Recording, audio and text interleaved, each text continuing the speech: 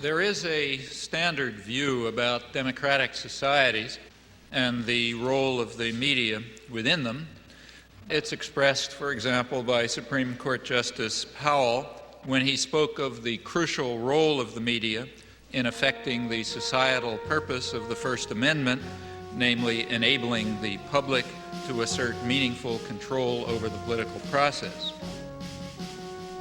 That kind of formulation expresses the understanding that democracy requires free access to information and ideas and opinion, and the same conceptions hold not only with regard to the media, but with regard to educational institutions, publishing, the intellectual community generally.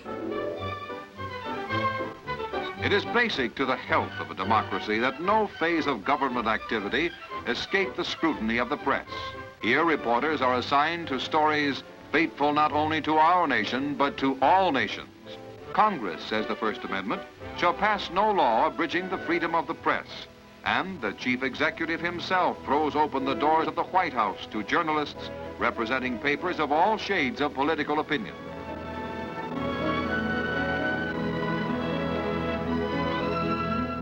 But it is worth bearing in mind that there is a contrary view. And in fact, the contrary view is very widely held and deeply rooted in our own civilization. It goes back to the origins of modern democracy, to the 17th century English Revolution, which was a complicated affair like most popular revolutions. There was a struggle between Parliament, representing largely elements of the gentry and the merchants, and the royalists representing other elite groups, and they fought it out. But like many popular revolutions, there was also a lot of popular ferment going on that was opposed to all of them. There were popular movements that were questioning everything. The relation between master and servant, the right of authority altogether, all kinds of things were being questioned. There was a lot of radical publishing. The printing presses had just come into existence. And this disturbed all the elites on both sides of the Civil War. So as one historian pointed out at the time in 1660, he criticized the radical Democrats, the ones who were calling for what we would call democracy, because they are making the people so curious and so arrogant that they will never find humility enough to submit to a civil rule. Now, underlying these doctrines, which were very widely held, is a certain conception of democracy. It's a game for elites. It's not for the ignorant masses who have to be marginalized, diverted, and controlled, of course, for their own good. The same principles were upheld in the American colonies. The dictum of the founding fathers of American democracy that, I'm quoting, the people who own the country ought to govern it, quoting John Jay.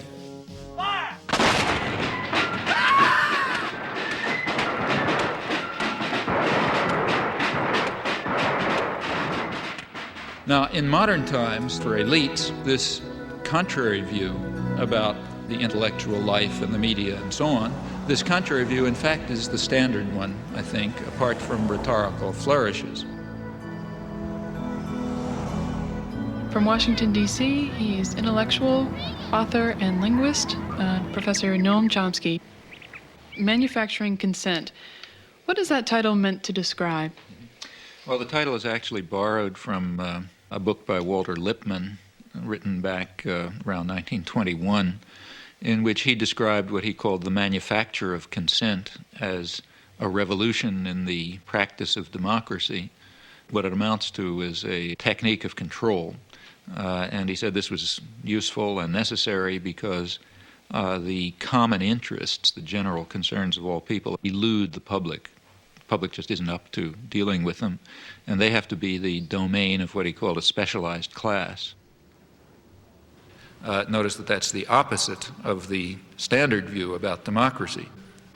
There's a version of this expressed by the highly respected moralist and theologian Reinhold Niebuhr, who was very influential on contemporary policymakers. His view was that rationality belongs to the cool observer, but because of the stupidity of the average man, he follows not reason but faith.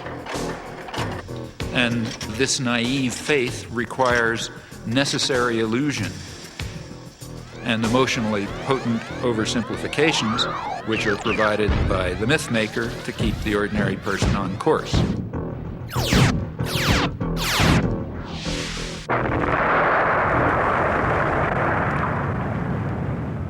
It's not the case, as the naive might think, that indoctrination is inconsistent with democracy. Rather, as this whole line of thinkers observes, it's the essence of democracy. The point is that in a military state or a feudal state or what we would nowadays call a totalitarian state, it doesn't much matter what people think because you've got a bludgeon over their head and you can control what they do.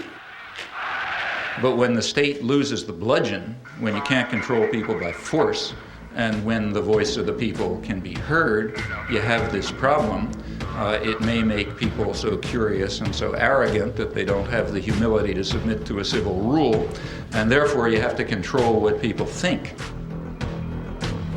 And the standard way to do this is the resort to what in more honest days used to be called propaganda, manufacture of consent, creation of necessary illusions, various ways of either marginalizing the general public or reducing them to apathy in some fashion.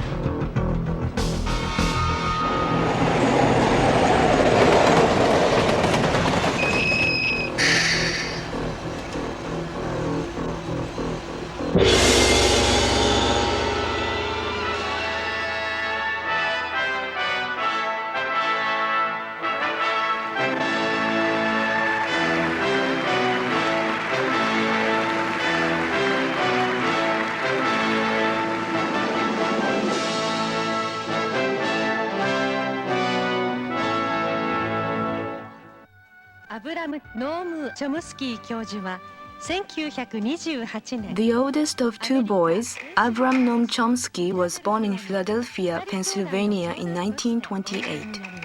As a Jewish child, the anti-Semitism of the time affected him. Both parents taught Hebrew, and he became fascinated by literature, reading translations of French and Russian classics. He also took an interest in a grammar book written by his father on Hebrew of the Middle Ages. He recalls a childhood absorbed in reading, curled up in a sofa, often borrowing up to 12 books at once from the library. He is married to Carol, and they have 3 children. I don't like to impose on my wife and children a form of life that they certainly haven't selected for themselves, namely one of public exposure or exposure to the public media. That's their choice, and I don't believe that they have themselves selected this. I don't impose it on them.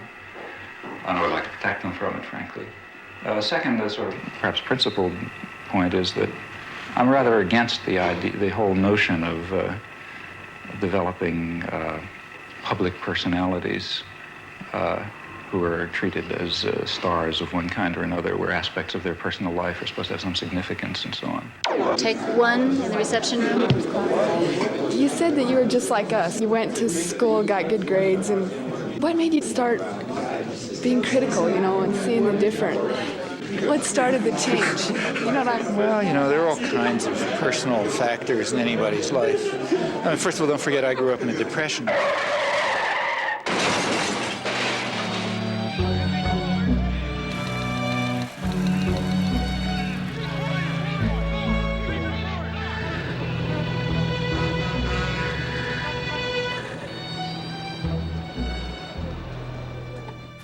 My parents actually happened to have jobs, which was kind of unusual. They were Hebrew school teachers, so sort of lower middle class.